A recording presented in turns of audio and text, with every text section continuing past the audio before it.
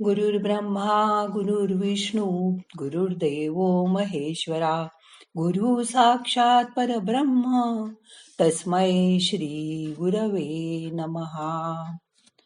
श्रीमद भगवद गीता अध्याय 7. ज्ञान विज्ञान व योग विज्ञान. भगवान श्रीकृष्ण म्हणाले, हे पार्थ, अनन्य प्रेमाने व अनन्य भावाने तू फक्त माझा सहारा घे. आपले चित्त माझ्या अंतःकरणात ठेवून योगयुक्त हो. त्यामुळे तू माझी संपूर्ण शक्ती, विभूती व माझ्या ठिकाणी असलेले ऐश्वर्ययुक्त गुण पाहून तुला निसंशयपणे समजेल की सर्वांचे आत्मे हे माझ्यामध्येच विलीन झाले आहेत. तेव्हा तुला मी आता जे काही सांगत आहे ते तू शांत मनाने ऐक. तू आपले मन माझ्या ठिकाणी आसक्त करून व अनन्य भावाने माझा आश्रय घेऊन व योगयुक्त होऊन तू ज्या योगे संपूर्ण विभूती, शक्ती, ऐश्वर्य आदी गुणांनी युक्त सर्वांचा आत्मा असणाऱ्या मला स्वतःला निसंशयपणे समजून घेशील, असे तत्वज्ञान तू आता ऐक. मी तुला विज्ञान व तत्वज्ञानाने युक्त असलेले ज्ञान सांगेन, जे तुला माहीत झाल्यावर तुला असे वाटेल की मी असल्यावर तुला या जगात दुसरे काहीही माहिती करून घेण्याची आवश्यकताच नाही. या संसारात हजारो मनुष्यांमध्ये क्वचितच एखादा असा मनुष्य असेल की जो मला मिळवण्यासाठी तो स्वतः प्रयत्न करतो व त्यामध्ये कोणी एखादाच माझ्या ठिकाणी मतपरायण होऊन मला व माझ्या सत्य स्वरूपात जाणून घेतो. माझ्यामध्येच पृथ्वी, जल, अग्नी, वायू, आकाश, मन, बुद्धी आणि अहंकार ही तत्वे सामावलेली आहेत व हीच माझी प्रकृती किंवा सत्य अवस्था आहे. अशा प्रकारे 8 रूपात विलीन झालेली माझी प्रकृती किंवा वास्तविक अवस्था आहे. ही 8 प्रकारची भेद असणारी माझी अपरा म्हणजेच अचेतन प्रकृती आहे. तेव्हा हे महाबाहो अर्जुन, यापेक्षा माझी दुसरी प्रकृती म्हणजे माझी जीवनरूप परा आहे व तिला चेतन प्रकृती म्हणतात. ह्या जगात जे कोणी सजीव मात्र आहेत ते या 2 प्रकृतीपासून उत्पन्न झालेले आहेत. मीच ह्या जगाची उत्पत्ती व प्रलय आहे, अर्थात सर्व जगाचे मूळ कारण आहे, हे तू अवश्य जाण. हे धनंजय अर्जुन, या जगात माझ्याहून दुसरे अलग कोणतेही परमकारण नाही. ज्याप्रमाणे एका धाग्यात अनेक मणी होऊन व गुंफून एक माळ तयार होते, त्याचप्रमाणे हे सर्व जग माझ्यातच गुंफले गेले आहे. हे कुंतीपुत्र अर्जुन, मीच पाण्यातील रस, चंद्र व सूर्य प्रकाश आहे. सर्व वेदातील ओंकार सुद्धा मीच आहे. मीच आकाशातील शब्द आणि पुरुषातील पुरुषत्व आहे. मी पृथ्वीतील पवित्र गंध आणि अग्नीतील तेज आहे.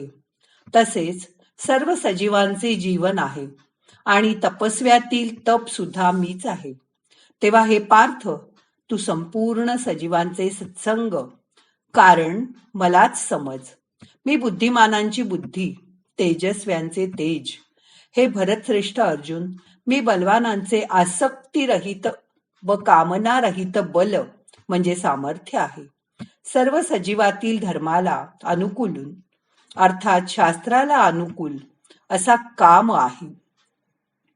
आणखीही जे सत्व गुणांपासून, रजोगुणांपासून आणि तमोगुणांपासून उत्पन्न होणारे भाव व पदार्थ आहेत, ते सर्व माझ्यापासूनच उत्पन्न होणारे आहेत असं तू समज.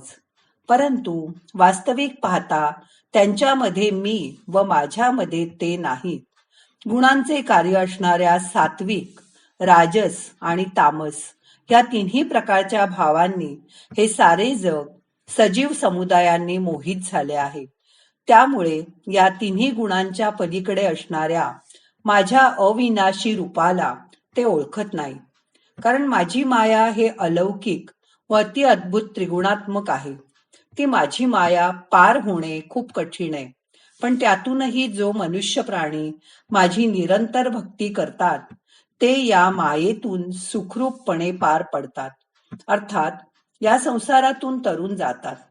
परंतु ज्या मायेने त्यांचे ज्ञान हिरावून घेतले आहे, असे राक्षसी स्वभावाचे, पुरुषांमध्ये अधर्मी असणारे, दुष्टकर्मे करणारे मूढ व मूर्ख लोक माझी पूजा करीत नाहीत.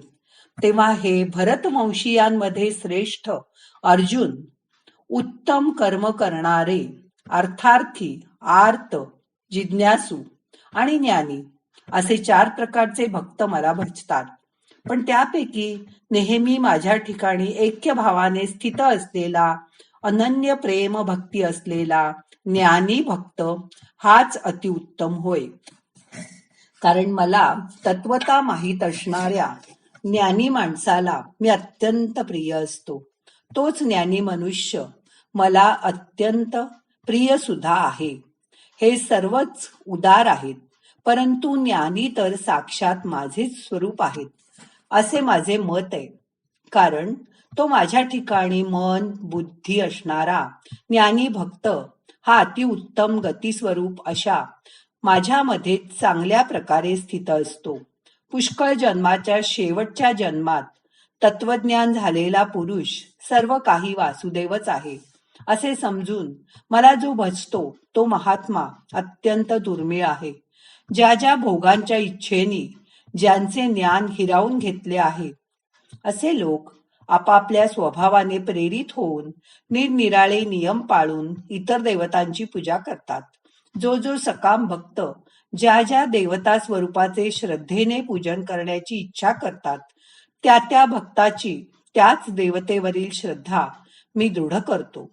तो त्या श्रद्धेने युक्त होऊन त्या देवतेचे पूजन करतो आणि त्या देवतेकडून मीच ठरवलेले ते इच्छित भोग निश्चितपणे मिळवतो. पण त्या मंदबुद्धी लोकांचे ते फळ नाशवंत असते. तसेच देवतांची पूजा करणारे देवतांना प्राप्त होतात. पण माझे भक्त मला कसेही भजोत, पण शेवटी ते माझ्यातच विलीन होतात. जे मूर्ख व मूढ लोक माझ्या सर्वश्रेष्ठ अविनाशी अशा परमभावाचा विचार न करता आपले मन इंद्रियांच्या पलीकडे असणाऱ्या सच्चिदानंद घन परमात्म स्वरूप असणाऱ्या माझ्या रूपाला मला मनुष्याप्रमाणे जन्म घेऊन प्रगट झालेला मला मानतात, अशा मनुष्यांना मी आपल्या योगमायेने विरक्त असलेला म्हणून सर्वांना प्रत्यक्ष दिसत नाही. म्हणून हे अज्ञानी लोक जन्म नसलेल्या आणि अविनाशी असलेल्या माझ्या रूपाला परमेश्वर मानत नाहीत. अर्थात मी सुद्धा जन्ममृत्यूच्या फेऱ्यात अडकलेला आहे असे ते समजतात. तेव्हा हे अर्जुन, पूर्वी होऊन गेलेल्या व वर्तमान काळातील तसेच भविष्यात होणाऱ्या सर्व सजीव प्राणीमात्रांना मी जाणतो. पण ज्यांच्या मनात श्रद्धा व भक्ती नाही, असा कोणीही मनुष्य माझे अस्तित्व जाणू शकत नाही.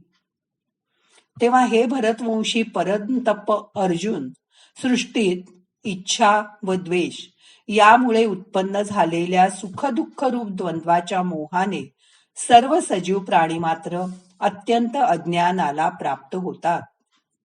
परंतु निष्काम भावाने श्रेष्ठ कर्माचे आचरण करणाऱ्या ज्या पुरुषांचे पाप नष्ट झाले आहे, ते मात्र राग व द्वेष यांनी उत्पन्न होणाऱ्या द्वंद्वरूप मोहापासून मुक्त असलेले दृढनिश्चयी भक्त मला सर्व प्रकारे भजतात व माझी पूजा करतात. जे मला शरण येऊन वार्धक्य व मृत्यूला टाळण्याचा प्रयत्न करतात, असे पुरुष संपूर्ण ब्रह्म, संपूर्ण अध्यात्म आणि संपूर्ण कर्म माहीत करून घेतात. जे पुरुष अधिभूत, अधिदैव व अधियज्ञ यासह आत्मरूप अशा प्रकारे मला अंतकाळीही समजून घेतात, ते परिपूर्ण ज्ञानाचे पुरुष मला समजून घेऊन व मला येऊन मिळतात. अशा तऱ्हेने श्रीमद भगवद्गीता, उपनिषद, ब्रह्मविद्या आणि योगशास्त्राविषयी श्रीकृष्ण आणि अर्जुन यांच्यामधील संवाद असलेला ज्ञान विज्ञान व योग विज्ञान नावाचा हा 7वा अध्याय येथे संपूर्ण होत आहे. श्रीकृष्णार्पणमस्तु. नाहं कर्ता हरिकर्ता हरिकर्ता हि केवलम. ओम शांती शांती शांती.